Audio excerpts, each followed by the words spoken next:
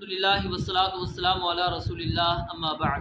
باب جلود الاضاحی، قربانی کی کھالیں، یعنی قربانی کی کھالیں اگر انسان خود استعمال کرنا چاہتا ہے تو استعمال کر سکتا ہے۔ پورے کا پورا جانور وہ انسان اگر استعمال کرنا چاہتا ہے کر سکتا ہے، کوئی حرج نہیں ہے۔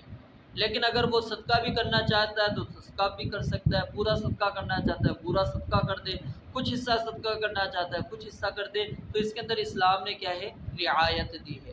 تو قربانی کا گوشت اور کھالیں وہ اپنے استعمال میں لانا چاہتا ہے لا سکتا ہے، اگر وہ غریبوں اور مسکینوں کو دینا چاہتا ہے تو مسکینوں کو غریبوں کو بھی دے سکتا ہے۔